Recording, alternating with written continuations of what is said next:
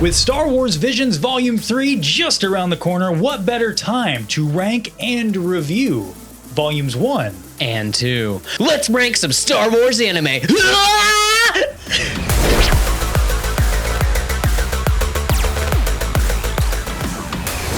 Volume 1, Episode 1 is, of course, The Duel by production company Kamikaze Duga, directed by Takanobu Mizuno, and written by Takashi Okazaki. And I apologize in advance because I'm probably going to butcher a lot of those, but this episode is excellent. What else do you say? You could tell from the first shot that this has got sauce. Yes. You know, it's got that kind of shaky, and it doesn't feel like it's faked, if that makes sense. Like sometimes you can tell when it's a filter. Yeah. I don't know how this was actually produced, but it really does feel. Has that real film grade to it. Yeah. It looks like a shaky. Yeah. Kurosawa film. Of course. And, it wears that on its sleeve. It is unashamed to be inspired by the same thing that inspired Star Wars. So I think that's why it works so well. Oh yeah. I'm just going to get this out of the way. It's S tier. I mean, it's so good. I'm going to agree with that. But I'm also, because it's,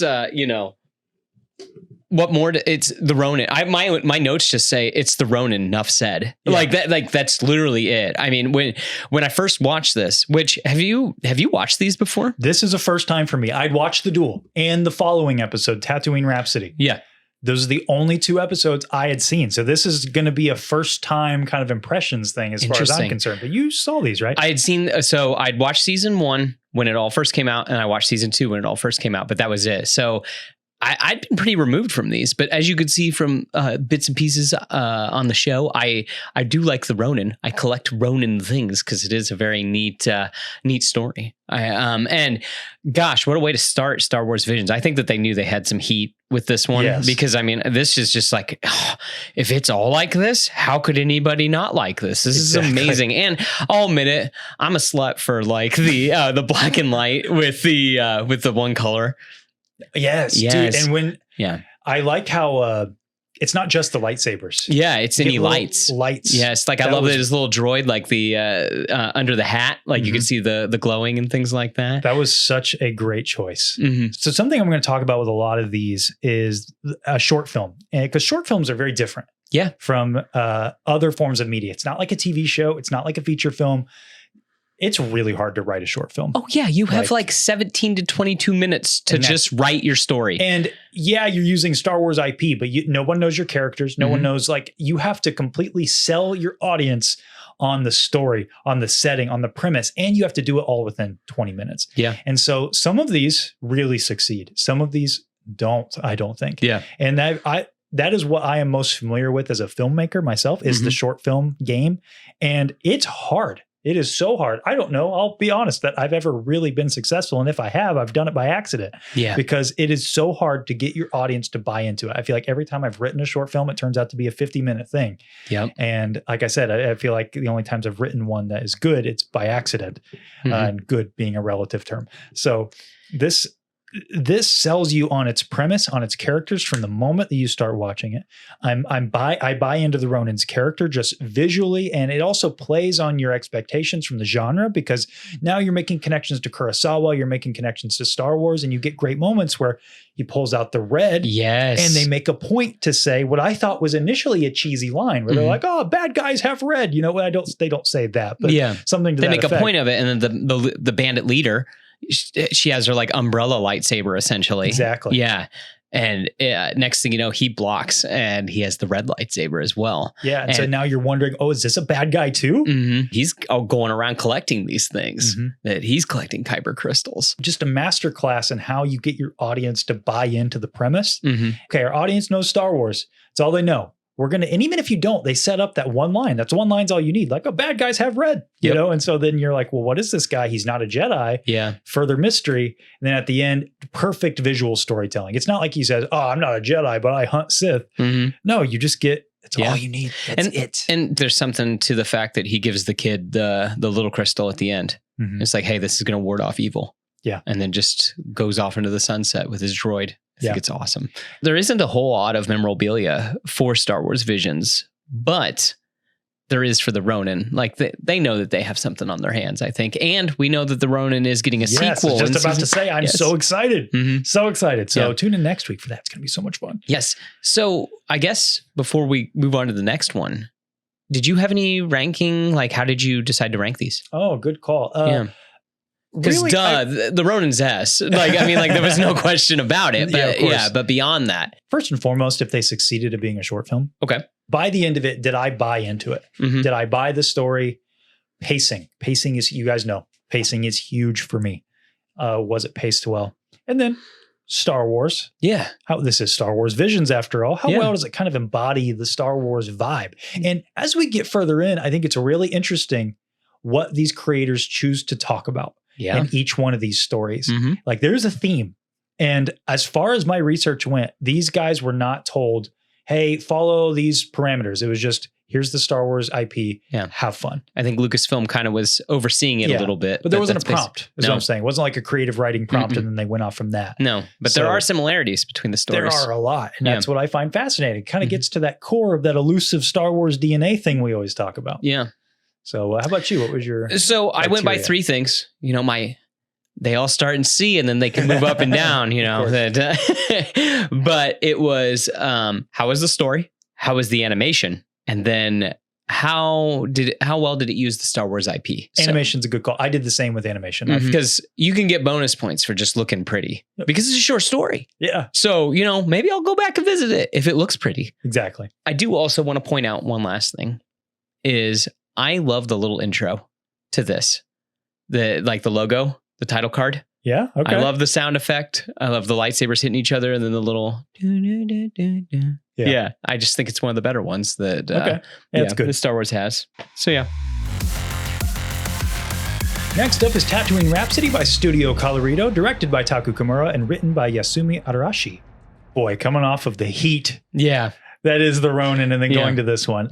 I will say the chibi art style has grown on me. Yeah. There is something kind of fun about seeing Boba Fett voiced by Tamara Morrison in a chibi art style. Dude, this whole thing, you know that's Joseph Gordon-Levitt, right? Is the main character. Is that so? Yes, it is. And did you know Jedi Bob himself is the Hutt that Jabba wants? Yes. That's interesting. Yes. So if you're going to make a short film about a band, I need the music to be good. And I know this, I'm sorry. It's just, it's not that moment where they have their big concert. I just cringed at it because I'm like, this isn't it. Like, look at like School of Rock. Yeah. Freaky Friday. Yeah. You know, movies like that are about bands. They got some bangers on the soundtrack because you need to for me to buy into it. Like, this could be heat across the board, but if they don't nail that and that's your main concept, like, I'm sorry, I don't buy into it. Yeah. And so on this one, I got to go. It goes up from D to C because I kind of like the art style. And I think that the story is charming about the band, but the music's just not good. Interesting. I thought there's something that, I just thought that would be something that you'd bring up. What? The fact that this fits perfectly in the Star Wars IP. This is the only one. This has actual characters in it from Star Wars. We even see old Ben's hut out beyond the Dune Sea. That cracked me up. I thought it was awesome. He's listening to it. Everyone's sitting there listening to it. But yeah, there's only one other movie or one other short in all of these, all 18 of them, that actually has a character. I would argue some other ones, though, could slot into canon just fine. Could. But this one is like, literally, this could have happened like right before A New Hope. Yeah. So you got to give it some props for that. Sure. That being said, I'm going to give it a C as well. Okay. Just because I'm sorry, I don't really care about music or anything like that. Yeah, I can appreciate music. I can appreciate the score and stuff like that, but I don't really care about a band in Star Wars unless it's friggin' Dan and the Mogul Nodes. Right. Which they were even in there. I know. Yeah. Yeah, the song would have been better. Maybe B. Yeah. But unfortunately, that's just not not how the cookie crumbled, as they say. No, I gotcha.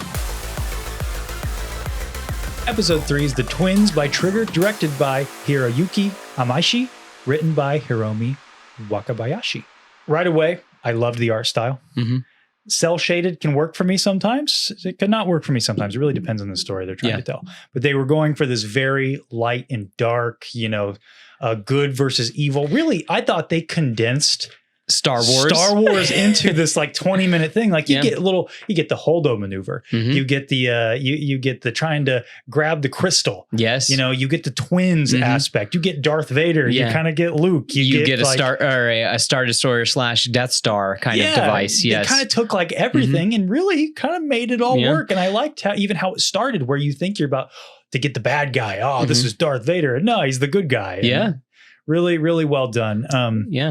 I thought the line about to a galaxy far, far away, that's where he's going to take the crystal. That was fun.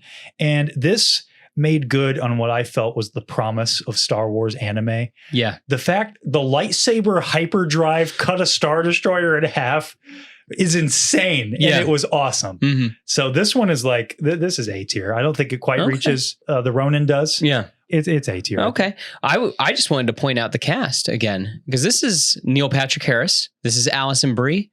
And this is friend of the show, Mark Thompson. Who did he play? He is one of the troopers. Okay. Yeah. That's fun. Yeah. He plays a couple background characters in some of these. So yeah, kind of fun. I'm going to be less giving. I gave it a B. Okay. Yeah. I don't like the art style. And I think it gets too nuts with, she's got like a jillion blades.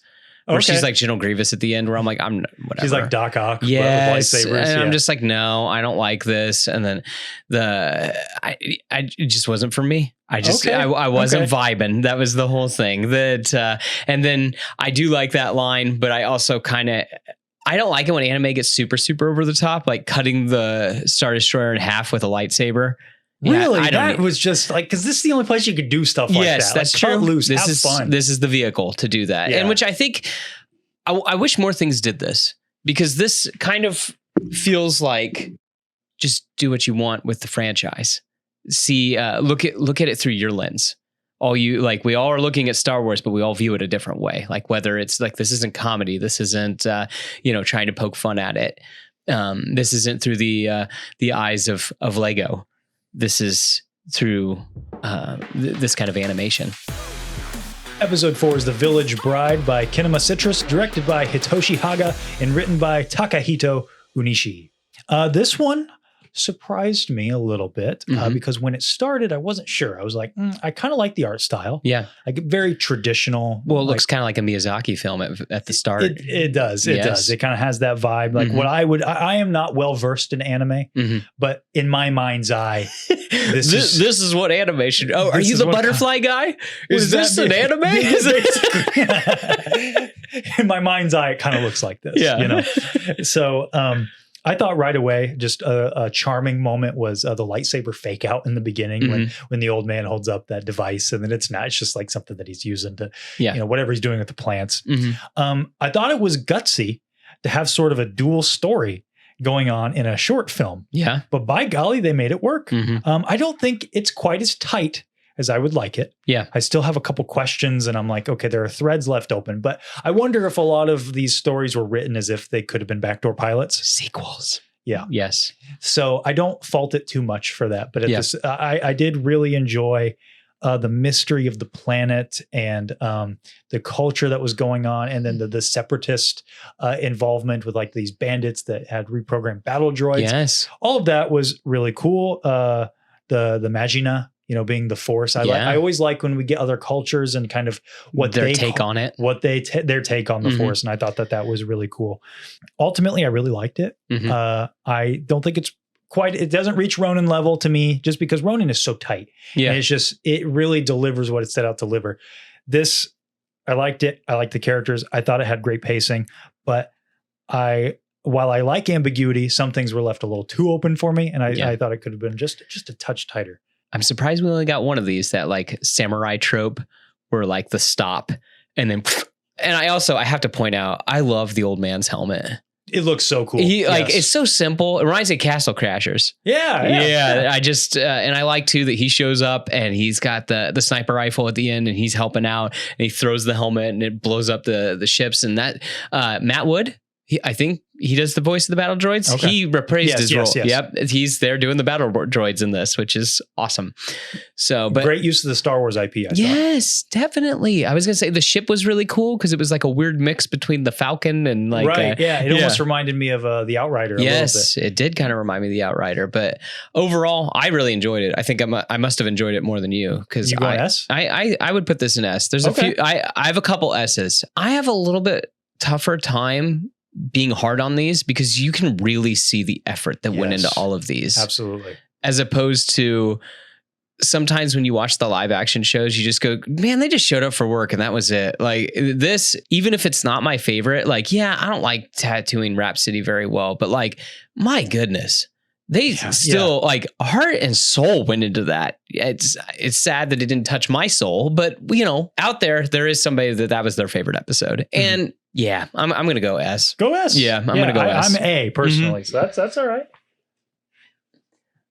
I'm glad you said that about just how much work, because absolutely, even I'm going to be a little harsh on a couple of these, but at the end of the day, it's not only hard to make something, it's hard to make animation. It's hard to make a short film. Like all of these things are so difficult. Yes, Disney funded this. Yes, they commissioned these, but these are like small. A lot of these are smaller studios. Some of these are bigger studios, you know, but these are not like Lucasfilm level, you know, studios. And they put their heart and soul into all of these. And I think that's really clear. Even if it didn't land for me personally, like you said, I think out there, every one of these has probably someone who it's their favorite. Yes.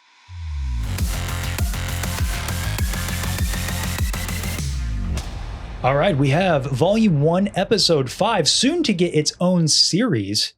It's getting a series? The Ninth Jedi. You didn't know this? I thought it was just going to get a sequel in. No, it's getting a full season of just this. Wow. Yes. Well, okay. From Production IG. And just a quick touch on that. The reason I am so excited for that, I'm not even giving my opinion on this. Pretend I had this opinion before I watched it. Okay. I love the fact that finally, Visions is an anthology, so that's its own thing.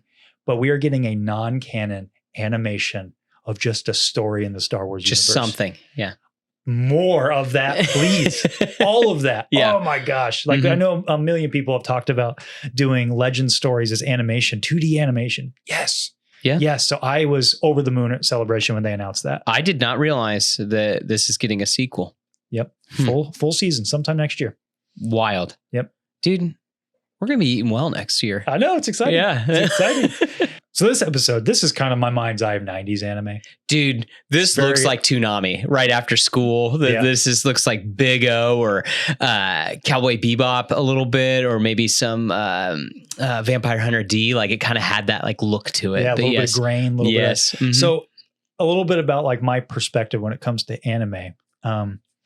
I don't like a lot of anime. I've just not found a story that I like. Yeah. Now I know there's a million out there, and I know people are going to be like, it's because you haven't watched this and this, and you're probably right. Okay. I probably would find enough something time if I sat down to find more.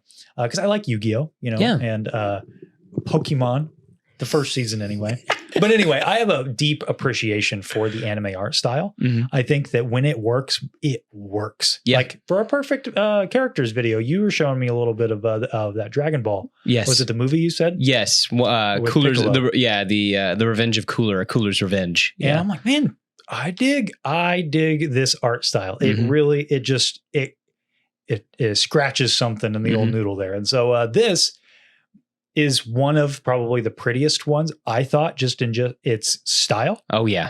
This felt like it could also slot within canon. Maybe it's 1,000 years in the future, 2,000 years, whatever. Yeah. And I really liked the Sith, twist at the end and how it built up to the Jedi. The concept of the crystals changing color. Yes, which I think is really cool because that one guy, he's red, then he changes to purple by the end of it. Exactly. Yeah. And I love it when the guy, he looks like, evil card carrying Sith Lord, and he's not. He's a Jedi. Yeah. The Maduro, is that his name? The Juro. Yeah. The Juro. When you see him, and he calls that one lightsaber and it immediately changes to green. Yeah. So good. And I am so excited that this is going to get its own series. I'm just going to say right now, this is also S tier. Oh no, I'm going to agree with you. It's S. It's awesome. It's fun saber lore. Yeah. Yeah. I am happy because this one kind of leaves you on a cliffhanger where it's like, oh, they have to go on a mission or whatever. So I'm happy that we're getting a series about this. Mm-hmm. I love the designs of all the different robots and stuff like that that are in this, or the droids. Sorry, even the one drinking tea.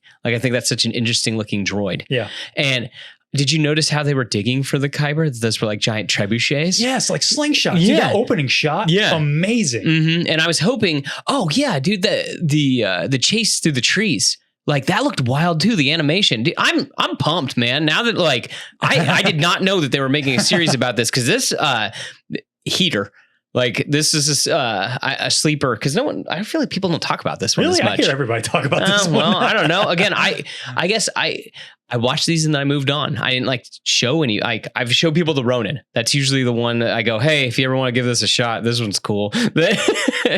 But yes, I am excited. And I thought it was cool too. Did you notice? I'm sure you did, that her lightsaber finally got a color during the middle of the fight. Yes. Yeah, that turned to green. That was really cool. I It's liked good how stuff. it was like invisible. Mm-hmm. Like, you couldn't really see it. It wasn't prominent. Mm-hmm. But if I had a critique, and this is just to be picky, I would have liked if the lightsaber was less potent. Yeah. Because she was still doing everything you could do, blocking sabers, blocking blaster bolts. Mm-hmm. I just am amazed that they packed it all into one little 20-minute episode. Yeah. They had enough time for that little droid joke about the tea. Yeah. The setups and the concepts were so well presented. Mm-hmm. It was interesting too that they used an opening monologue. Yeah. To kind of bring you up to speed. And I kind of wondered, does that do a lot of the heavy lifting? It helps for sure. Yeah. But even beyond that, like, just the characters, like, I bought into each of the characters just with the brilliant writing of, like, you get the Juro in the beginning and it kind of establishes his look and what his vibe is. And then we get him at the end, Mm-hmm. you immediately, you don't have to catch yourself up. You know who that is. Yeah. So much heavy lifting is done in the beginning to set all these concepts up. Yeah. You know what it reminded me of? Episode 1 of Invincible. That also does a lot to world build the entire concept. Mm-hmm. And then by the end, you're left on that, like, okay, now I want to know more. Yeah. Here, exact same way. Mm-hmm. Brilliant stuff. Episode 6 is T0B1, or Toby, by Cyan Saru, directed by Abel Gongora, and written by Yurichu Kaido. You like Mega Man? That's literally what my wife said when we finished this. She said, I feel like the prompt for that one was, what if Mega Man was a Jedi? Yeah, I was going to say, or Astro Boy. That's what it looks like. It's weird. Like, I look at this and it's got sauce in a lot of ways. It does. But it just, we were riding parallel lines. I like a lot about what this was putting down. Yeah. I kind of dig the art style. Yeah. It just didn't work for me. Mm-hmm. I don't know. It just, me personally, I can see why people love this. And in fact, when I was in Japan, they had at Celebration, they had a pavilion for the Visions. Oh, really? Okay. Like little, just like concept art. And it was all done, and it was very stylistic. There's a cherry blossom tree in the middle. It's very cool. Yeah. And I really enjoyed looking at this stuff for Toby here. I can't tell you why. It's just something, sometimes you just watch something and you feel it. Yeah. And it didn't click with me. I don't know. I think it tries really hard to do what the Twins does, where it's like trying to tell all of Star Wars, kind of. Yeah. But I don't think it does it as well. I had it in C tier initially. I don't think that's fair. I do love the art a lot. Mm-hmm. The action sequences are really good. I like that subplot with with him trying to bring the life back to the planet and everything. That was cool. I'm sorry. I'm going to go see. Like, Okay. I like it, but I mean, at the same time, it's one of those that I don't want to go back and visit a lot. I like his little droid, but I find myself liking a lot of the little droids that are in this stuff. Yeah. Yeah.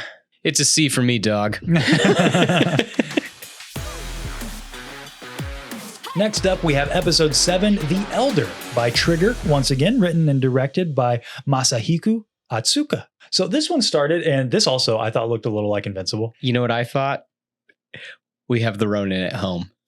Yeah. Yeah, especially at the Okay. end, because it gets kind of black and white because the colors get real muted. Right. Okay. Yeah. That being said, spoiler, I still enjoyed this.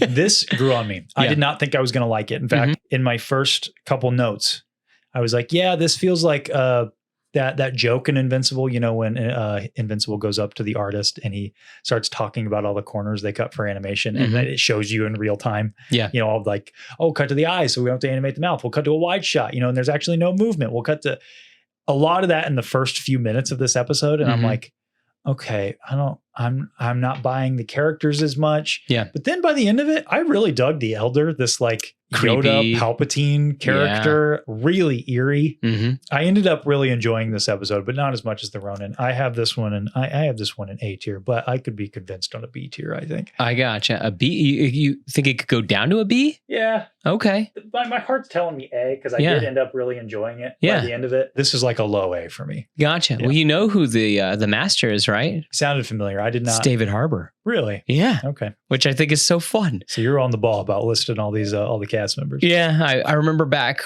they had like a list or whatever. They did like a trailer, like it was like featuring the voices of when I was going back and watching them all again. I was like, oh, I wonder where all these guys are at.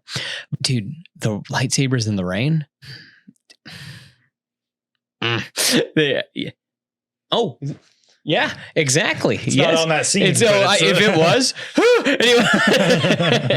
But oh my gosh, so good. And dude, he's holding the lightsaber with the lightning, and then the kid throws his lightsaber and distracts him just for a minute, and then that cold just hit to the chest. Great kill. Oh my gosh, good stuff. And I agree that the Elder's creepy. I think that it does tell a decent lesson with the whole excitement, adventure. A Jedi craves not these things. I've seen all this stuff, but you know what? A peaceful life's still important as well. I think that it does capture Star Wars pretty well. I will say something I've noticed. Does it annoy you that 99% of the red lightsabers make Kylo Ren's noise in this show? Yeah. I hate it. I absolutely hate it. Just throwing that out there, that I don't know why all the red lightsabers, that's the default. Make it sound like Kylo Ren's. I'm putting it in A. A tier. Your first A tier. Next up, episode 8, Lop and Ocho by Geno Studio, directed by Yuki Igarashi and written by Sayawaka. Do I just not like anthropomorphic rabbits? That's me, man. Is that the problem? I my first note was, you love Jackson. I literally read, this is Jackson's homeworld. This is it. This is the one She's trope. adopted. This is the anime trope I don't like. I don't like the cat girls. And this. So to use a modern phrase, it gave me the ick right away. Oh, wow. Okay. It's not that bad. No. And it grew on me by the end. Yeah. But this one, as far as a short film went, it did not hit a lot of the right notes for me, because it's mainly the sister character. Like, they go out of their way in the beginning to show you that she's good. Yeah, she's like, hey, she can be part of our family. Yeah. Oh my goodness. And I'm still a little confused how she escaped, and then the droid could just cut her collar at any time. Dude, that drove me nuts. Like, I was about ready to bring that up. Then I'm like, why didn't the droid just cut the collar? Right. I don't get it. He could do it the whole time. Yeah. And then as soon as we fast forward to the future, I was on board at first when she's arguing with her dad. Mm-hmm. Okay, that makes sense. Yeah. But to go so far as to just join the Empire. By the way, you're part of the Empire already. Right there. And then to start fighting them. Mm-hmm. It just so quick, Yeah. so rushed. And that's where I think it feels like a whole season, like, Exactly, do you hate yes. that trope? I hate that. Where like between seasons, like the world fell apart for our characters, and then the next season's all about fixing it, where it's like, why? See, if this was a whole season, I might feel very differently, because I like the concept. I like the planet. I like the culture that it presents, the passing of the lightsaber, to Lop, all of that. Great stuff. Yeah. But it just was so quick. It was very jarring to me, where I got to the end, or to the part where she is in Imperial vestments. And I'm like, what? Like that? Okay. That's wild to me. I agree with you. So this is not my favorite episode. This is a C tier for me. I wanted to love it. Didn't land for me. Couple of sea dogs. That's what you and I are. Look at that. Yep. Look at that. Again, it's pretty. I'll give it that. Mm-hmm. Yeah. And I did like the crane Jedi symbol. Yes, that was cool. That, again, nice blending of culture with Star Wars iconography. Yeah. Yes. Something that I noticed, I don't know if you picked up on this, a lot of these had to do with lightsabers. Not just lightsabers being in it, but like an important piece of the plot, like I'm passing one down. Mm-hmm. A lot of kyber crystals. And so I wondered, I was like, was there a creative writing prompt? And as far as my research went, there wasn't. So it's just really interesting, because like George's movies didn't really touch on kyber crystals. I know they were there. Yeah. That's not really a focus. I get why the lightsaber might be an important piece to a lot of these. Yeah. But that was interesting to me. Yeah. So. And last up for Volume 1, we have Episode 9, Akakiri by Science Saru once again, and directed by Yoon Young Choi and written by Yuichiro Kaido. And I'm just going to say this one, this is the one. It didn't work for me at all. I didn't really care for the animation style in this one. The story just did not work for me really at all. Especially the ending. I see what they were trying to do, this Palpatine idea of like, once you give into the darkness, you can never come, like, I am your master now. Yeah. Force healing is like an inherently good thing that this like Sith master lady, like she revives the girl at the end, and then he's just done. He's just a Sith now. Like, that's it. Yeah. It's not just, okay, accepted now that I revived you, and now I'll turn my back. Like, now I'll just cut you down. Yeah. It did not work for me. It's going to sound mean. There wasn't really anything I liked about this episode. Yeah. And I'm going to go all the way down. I know people put a lot of work into this, and I'm sure there are folks out there who really do appreciate it, but it didn't work. I kind of like the sad ending. I think that the other ones of these, though, do it better. So that's why I'm going to rank it low, but I don't have a ton to say about it either. That I think it's fine. And it stinks that this was the last episode of this season. Kind of a sour note to end on. But I mean, I don't hate it. Hate's a strong word. I don't dislike it any more than the other three that I have in C, though. So I'm I'll put it in C. Okay. So, gonna go D. We'll go D. Yeah, because again, I don't know if I could rank anything in F, just because like that's just me. Fair enough. Yeah. F is mean. F is mean because again, like I mean, there's some merit. It takes a lot. This takes a lot to do. And like I said, it's hard, man. Writing a short film is hard. Yes. And sometimes you have to compromise on like your story structure in order to get your idea across. And this was one that you could have used a few more drafts in the writing room, I think, before we got to animating. It's just my opinion. Yeah. I mean, volume 1, killing it so far. Let's see. Does volume 2 keep the same pace? Yes. Does it have that sauce? So volume 2, episode 1, we have Sith. And the fun thing about volume 2 is this wasn't just Japanese studios. No. We went all around the world. They opened it to the world. On to volume 2, we have episode 1, Sith, by Spanish studio El Guri, and written and directed by Rodrigo Blas. Right away, you're struck by, wow, this is a different art style. Yes, very different. So. What I like is it did kind of what the Duel does is for season 2, it kind of sets the pace for everything. Yeah, shows you, hey, you're going to get a lot of different, very stylistic. Did this remind you of anything? Visually? Yeah, I mean, it's got some Spider-Verse vibes. I was going to say, this is definitely like... But it's more 3D than Spider-Verse is, I think. I know Spider-Verse is 3D, but like you can really... Yeah, but I was going to say that it definitely has that layered animation to it. Yes. So I appreciate it for that. I liked this one. I think that the Darksider looked rad. Yes. That guy looked awesome. Well, and I liked his 2 droids or his henchmen. Yeah. I thought they were really cool looking. That's just me. Yeah. No, they all, and the speeder looked really cool. The General Grievous looking bike. Hot take. I think that's cooler than General Grievous's bike. I like how... I have to sit and think about that. Yeah, I like how like she leans out to the side on it.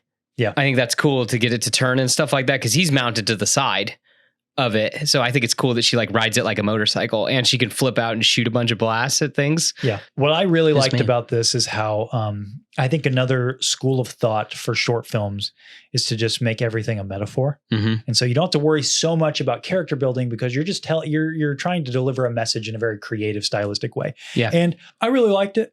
Yellow lightsaber though. That's why it's taken down a notch. Really? No, okay. I didn't care. All right. It worked because this was a character that was kind of in between. So purple maybe have been a bit on the nose, perhaps. Yeah. A lot of these dealt with like Sith, which I find really fascinating. Like more Sith than there were Jedi in a lot of these, I thought. I'd still say it's probably B. I don't know that I'd go A. Wow. It didn't click for me like a lot of the other ones. Okay. Like, okay, let me explain it this way. I probably wouldn't watch a whole series of that.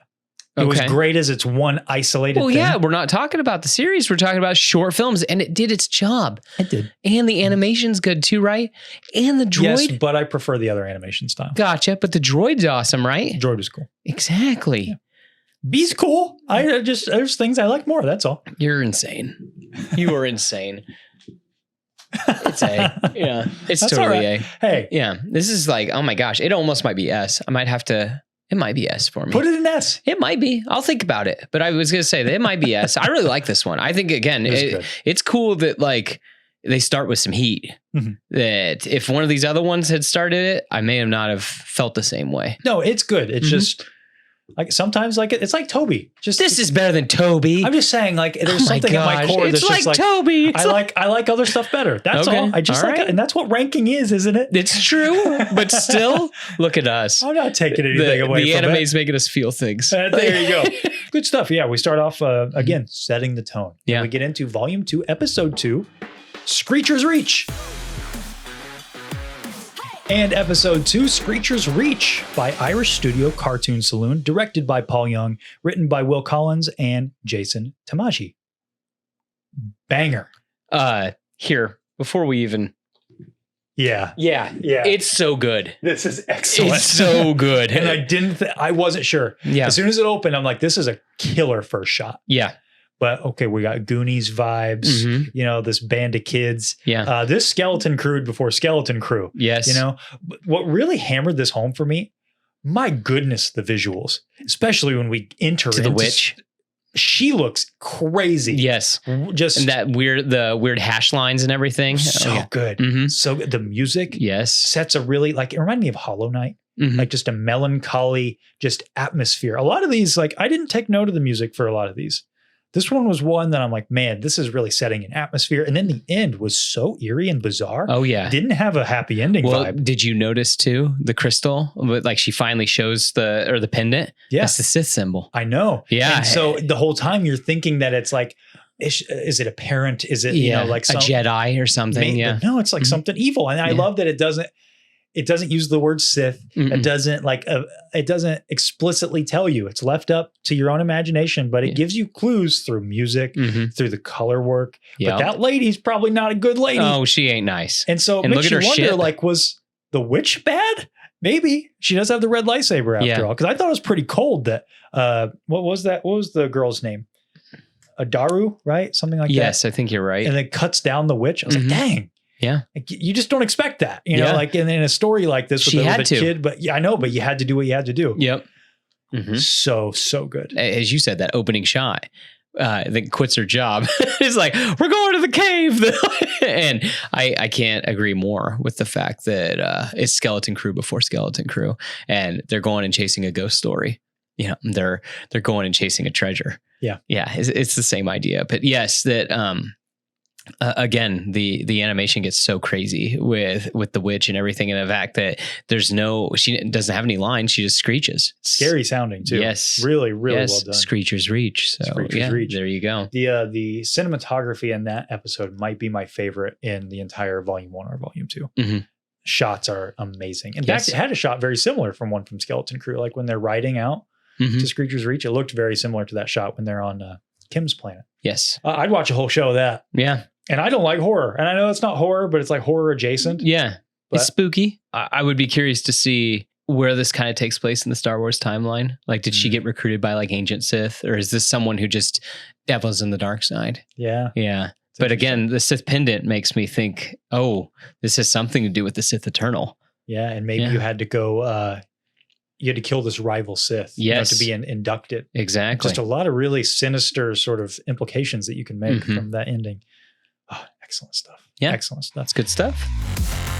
In the Stars by Chilean studio Punk Robot Studios, directed by Gabriel Osorio, written by Gabriel Osorio, Antonio Herrera, and Francisco Ortega. Really cool. Yeah. I dug the vibe. Again, really well-established atmosphere, well-established characters that Mhm. go on a journey that makes sense and it doesn't feel rushed. A A little Fern Gully, but that's okay. little bit. Yeah. Yeah, look, like the tropes were tried and true Yes. in this one. Absolutely. It wasn't anything I've not seen before. Although I will say, if they poured clean water into the dirty water, I wondered that as well. I'm happy that we're on the same page, because that's exactly where my mind went. Is I'm like, wait a minute, how'd the planet heal? Yeah. But maybe it's like Captain Planet, and there's some sort of like, there's magic to that. So a sweet story, a little Mhm. heavy on the exposition at times, but sometimes in Yeah. a short film you kind of got to. I'd prefer that over rushed stories. I do like the idea that a Jedi became a star and is kind of like looking over her That's kinda family and that's everything. fun. That's kind of neat. Yeah. I'm between A and B. I don't know where I'd go with this one. I'll let you Gotcha. kind of pick and then you. I would go B. B. Yes. Sweet story. Yep. Sweet story. Cup of B boys. Couple of B boys. Couple of B boys. Episode 4 of Volume 2, we have I Am Your Mother by UK-based Aardman Animations of Wallace and Gromit fame, directed by Magdalena Osinska, written by Magdalena Osinska, Holly Wash, Barunka O'Shaughnessy, and Sam Morrison. And do you like Wallace and Gromit? I find it unnerving. I'll be real. Yeah. I don't like uncanny. Claymation very well. Nightmare Before Christmas, I don't really like that very well. Corpse Bride, I don't like that very well. I just I don't know why. I find it kind of unnerving. Okay. Not a style you jive with. No, not really. It's not hit or miss for me. It depends. I'm usually not into Claymation specifically, although I did like Wallace and Gromit a lot when I was a kid. Yeah. That's just fun. Shaun the Sheep. You Gumby guy? Did you ever watch Gumby? Not into that. Okay. All right. It's more stop motion. Little Shaun the Sheep? No, I don't know. That was later, I think Cartoon Network. Gotcha. Okay. This was okay. Yeah. I don't really have a ton to say about this one. Wedge Antilles. Yeah, exactly. This is the other one that has an actual Star Wars character in it. And who knew? He's got his own race. Yeah. A little bit of, pod racing vibes. Reminded me of that episode of Bad Batch. Yeah. It's fun. You get that another sort of tried and true story. Oh, I'm embarrassed of my mom, but my mom's actually really cool. Yeah. Because she could do all these things I didn't know she could do. Yeah. What about the bad guy ship? It was like an evil Padme ship. With a tiny Death Star. Yes. That was so fun. This is all right. It's B tier. It's B tier. Yeah. I would have thought that you would have really jived on this because of family. I love that. I love that. But I don't know. It's what do you want from me? A tier? I don't know. I'm going to put it in A tier. Are you? Fine. A tier. Okay. Nah, I like these a lot more. I got to go B. Go B. That's what my heart says. Okay. No, I liked it a lot. It was one of the few stories that didn't have anything to do with Jedi or Sith, which I love that most of those have to do with Jedi and Sith. And I'll have a little something to say about that at the end of all this. So stick around. I liked it. It just wasn't one that I like. I probably won't revisit it. Didn't speak to you. I mean, it did. It was just very small, a story about family, it's tough to do that in 20 minutes. I get you. You need to be a Fast and Furious movie to do that well. Next up, we have episode 5 of volume 2, Journey to the Dark Head, by Korean studio Studio Mir, directed by Hyung Joon Park, and written by Chung Se Rang. This is the most me-coded one of all of them. I loved the look of every one of these characters. The animation was awesome. Dude, when they start fighting in the flashback? In the ring. Oh, I was going to say in the ring. Yeah. That gets crazy. Yeah, the camera's moving around. Dude, when he's falling and the camera's going around him as he's falling, Oh it's my gosh. Really good. It is. Yes. I will say this does a lot really well in 20 minutes. Yeah, I think so too. Yes. My only critique, I don't think the story hit me quite as hard as some of the other ones in S tier, although I still think I'm going to go S tier because this one is if I could have conjured something in my mind, it would look a lot like this. If you were like, what Star Wars anime looks like? It looks like this. It's this style. Yeah. With, I love the Sith guy with the weird, you were saying how in the twins, you didn't like that. Yeah. This is that dial back. Yes. He's just got one little whip thing that he can use. I love how brutal he is, but then, they get him with a little teamwork with both of the characters there. I'm terrible with the characters' names. I don't have them. I like Tull is the boy. Tull. Okay. Yeah. And I think the girl is just called Pilot. I don't think she actually has a name. Oh, interesting. Yeah. I really dug I think it's like Toll or Tull. I don't know. He's the Try Guys. One of them voices him. Really? Yeah, which I think is crazy. I love the bookend with the stones and the message of nothing is set in stone. Yes. How you get to see the prophecy and they're written on that's such an easy, not easy. It's a great slogan. Nothing is set in stone. How do we twist that? Yeah. How do we make that into a story? And that there is, light in the dark and dark in the light, that there has to be balance. And look at that, the Sith and the Jedi, that they're in the statues are in battle, but look, they are connected. It was S tier for me. Yeah, it's S. It's not. It's awesome. Really, really good. It's absolutely awesome. I really like too the fact that they drive off the statue, and I was getting Ahsoka vibes. If we're being honest, it drives off the statue and he force pushes her the rest of the way. And I love the throwaway line too about the parachute, because the shopkeep goes, "Oh, I have a parachute," and that's what she uses at the end to save him. Yeah. Okay. So I'm like, that didn't come out of nowhere. I like that. That's cool. Great episode. Yes. Great episode. Episode 6, The Spy Dancer, by French studio La Cachette, directed by Julien Chang, written by Julien Chang, and Gabriella de Andremont. Hey, Andor, before Andor. You think so? Oh my gosh, yes. Gorman is France. Yeah. These guys all had a French accent. Yes, like this is Andor before Andor, in my opinion. Well, go ahead. Give me your take. I think it's good. I don't think it's great, but again, I didn't like it because of similar reasons to Andor. It felt very, very real. That I was like, oh my gosh, this just feels like our history, if you will, where it's like, oh, I could see the French entertaining an evil group of people that are occupying their country and having to do things that they don't want to do, but the spies are using a network to, in which I guess isn't all of that Star Wars, or I'm like equating that to, but I felt like this was just very on the nose. Okay. As opposed to Ewoks and whatnot. Yes. I got you. That being said, I didn't hate it. I still like, I think it's good. So you'd still go A? I think I give it an A. It's either A or B. I don't know. Like the animation's solid with her cloak and everything like that. And then I do like the story too, because it kind of fakes you out. It's like, oh no, is this the guy that, kidnapped her son? Yes, exactly. I couldn't, but then it turns out to be her son. And so I thought that was a fun twist. I do like too that the K2 unit's in there too, because he's really scary looking. So that's kind of fun. Yeah. So nice Star Wars iconography, but yes. This was a sleeper hit for me. Oh yeah? When it started, it was like, meh. Yeah. All right. I kind of like the stormtroopers, how they look in this. They're kind of doofy looking. Yeah. I wasn't down with the animation at first. Mm-hmm. I thought that it was like very, it felt unfinished. Yep. At first. Yeah. But then it really sold me on the vibe. It's more of like sketchy rather than as clean, I guess. I'm not using, industry terms here, but you know what I mean? I thought that they did a great job again with that short film formula. Mm-hmm. The twist there. It felt like an episode of Andor. It really did, in my opinion. I disagree personally. Okay.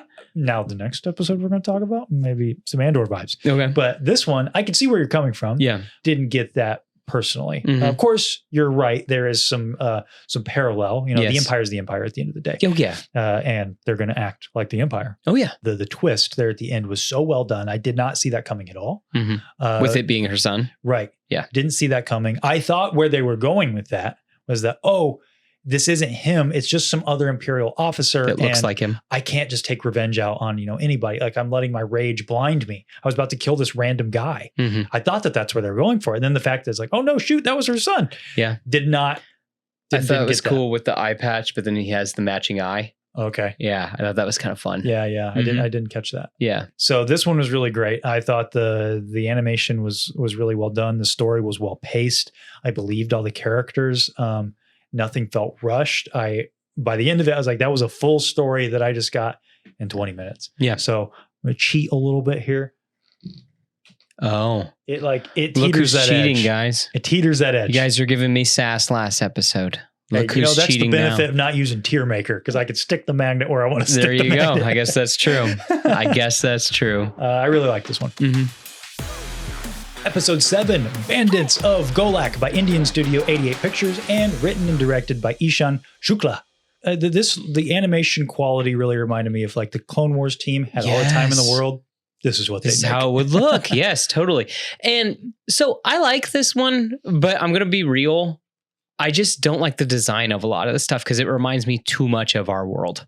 Gotcha. And I think that's what really kind of hurt it for me. Like, I don't hate this idea of this brother and sister going off and one of them has to become a Jedi or a Sith. But I mean, there are lots of stories that are kind of like that. So unfortunately, with the design choices and then it feeling kind of samey, I can't give this all the love that I would want to. Maybe if this was sooner in the watch order, right? Yeah, then maybe I might feel a little bit different. No, but I felt similar because it's very close to In the Stars thematically. Like you have the sibling relationship. Yes, and one of them is special. Yes, it's very similar. So when you get here, you're like, I've seen this already. Yeah. Well, I mean, it even kind of reminds me of Screecher's Reach, where it's like, oh, by the way, one of you's special. And you got to come with us. Yeah.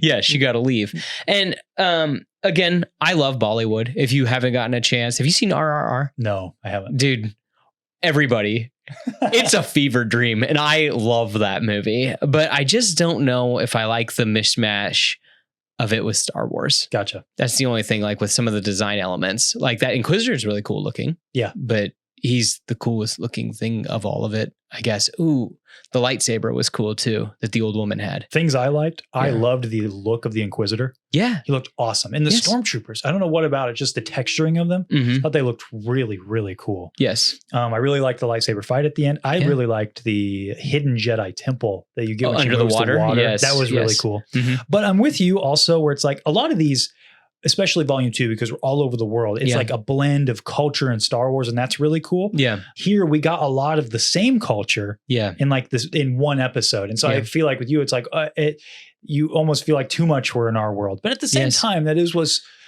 that's kind of the point, I guess. So I Yeah. don't know that it didn't hit a lot of the notes that I wanted. I was going it to say, to. I want to feel like that galaxy far, far away. Granted, though, with a lot of this, I want to go to that little like hidden place they had.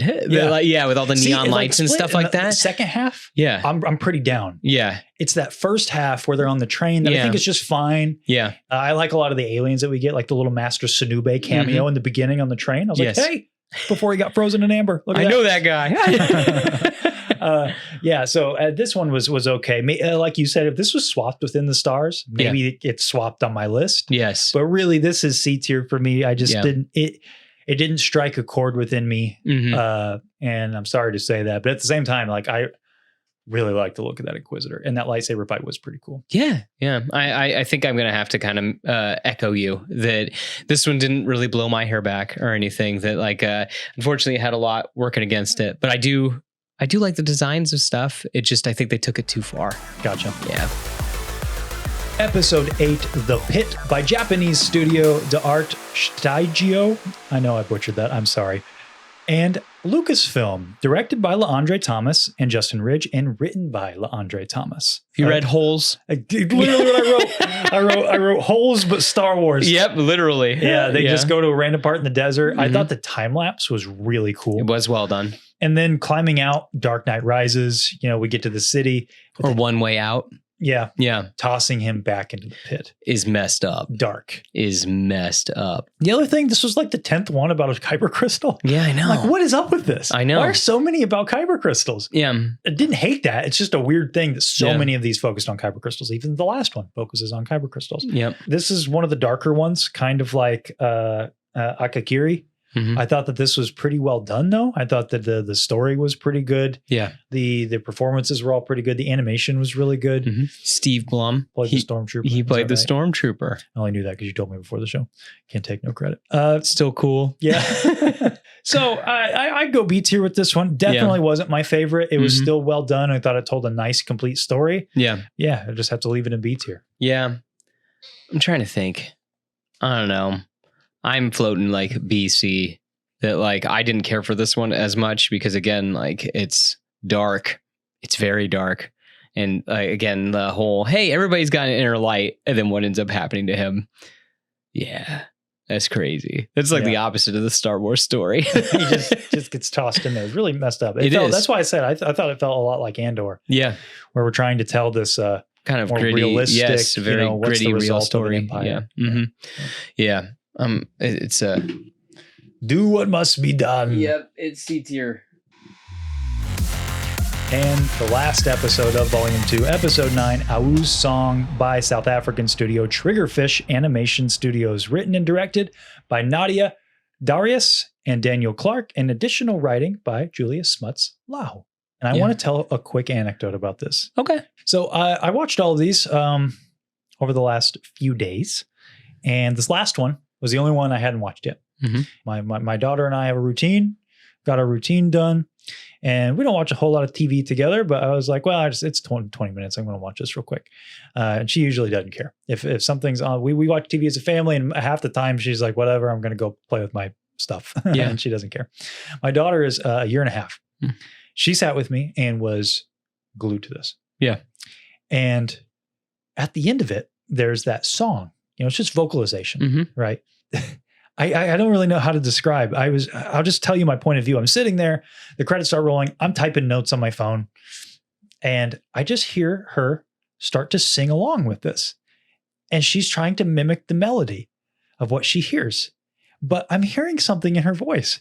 And I look down and she's got her lip puckered and tears are streaming down her face. And my daughter does not cry like that often. She is very loud. For anybody who knows her, she knows her voice, and she is not one. She doesn't cry softly, and very rarely can vouch for that. She is. She screams and screeches, and so I think in some odd way she was moved by this. She's only a year and a half, and maybe I'm reading too much into that. I don't know. It just was very bizarre.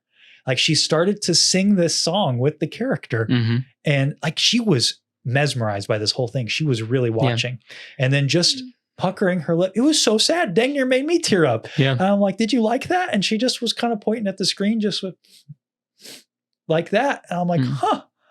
So something about this just kind of spoke to her, touched her. And I don't know what the takeaway is for that, but that moved me in some way. Cause I'm like, just to watch her interact with a piece of art that way, even as young as she is. And I don't know what went through her mind, and like her father.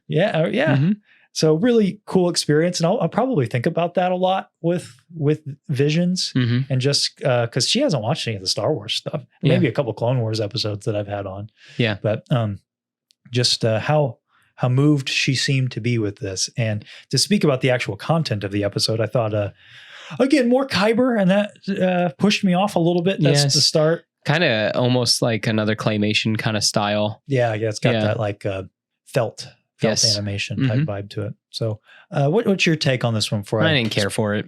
Not your favorite? No, not at all. Kind of like Tatooine Rhapsody. Okay. I don't care about bands and songs. I don't care that she can sing the Kyber back to like Grace or whatever, that like, or bring it back. That it's like, sorry, I just don't really care about that. Gotcha. So yeah, I did like the look of the Jedi a lot, or what I'm assuming is a Jedi. Like I like the big hat and everything, and using the lightsaber to slow herself down and stuff. That like, it's pretty cool. Yeah, this wasn't for me. Where you got it? I'd put it down in D. Like I just all the way in D. Wow. Yeah, this is one of the like. It's funny that like this is probably one of them I wouldn't want to watch again. Just like how this other one. I don't need to watch it again. But again, now you've got like you have a memory now with this one. So you've got to rank it higher. Well, even as aside from that, like my notes before all that happened, I thought like, I'll just read some of these. I like the opening crawl. Yeah. Pretty animation. A lot of this childlike wonder, but I thought that this did it really well because the child doesn't speak. Not that I know it sounds mean, but because it's such a short time we spend with them, we get to just see things through their eyes. I like the visual medium of that. I do like when she falls slips down there. Yeah, slips down in the apartment early on. And I thought it was very pretty. I liked the visual spectacle of everything. Yeah. So this is going to be our biggest gap. I'd go A tier with this one. I thought this was really good. Yeah. A nice, sweet story.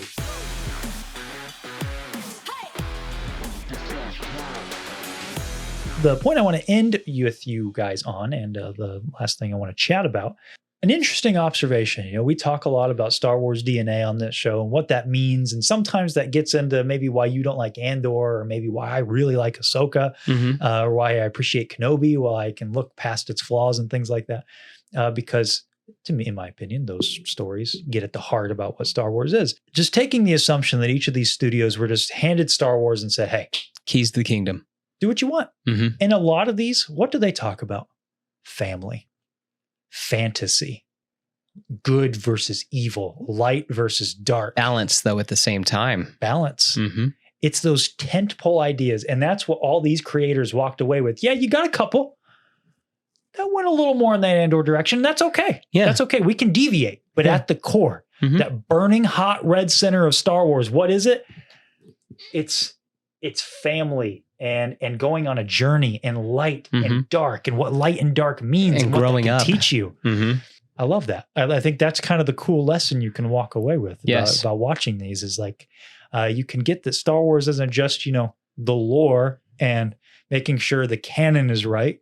Sometimes it's about something a little deeper than that. And it's not always about the big fights. It's about the journey. It's about the friends you meet along the way. It's about the lessons you learn, while also trying to have those big fights. There's some pretty cool big fights in here. There are some cool big fights, and I'm not trying to take that away from it. I mean, heck, my goodness, the three in our S tier feature really cool fights. What was your absolute favorite? I have to go, if I'm doing top 3, Duel, Ninth Jedi, and either Journey to Darkhead or Screecher's Reach, I think. That's almost exactly what mine would be, and then I would again, I really like Sith. Sith could maybe go up. I don't know. I'm going to wait till after next week, and then maybe I might make one. I'll do my traditional one shift. So, and I'm curious. Maybe some stuff in season 3 might push some of the stuff up that I have at the bottom. Yeah, it's probably the basic answer is the Duel, and I probably agree. Yeah, it's got the most sauce. I think. Does. It's just it's good. Yes. And I'm very excited next week when we get to watch some Star Wars Visions again. Yes, and then we're gonna keep this up, right? And then we'll kind of add and see where these kind of fall with us. Yeah, we're gonna keep this list up, and we're gonna add to this board next week when we get Star Wars Visions Season 3, which I'm very excited about. Guys, check out Volume 3 next week. It's gonna be a lot of fun. And then come hang out with us while we review and rank all of those. And by the way, just for the homies at home, if you liked having the Duel list, just throw a little feedback our way. That'd be helpful. Are you Team Connor or are you Team Seth? Yeah. Or are you Team yourself? Yeah. That's the other thing. Let us know down in the comments below. Please. See you next week. BTTS. Stephen out.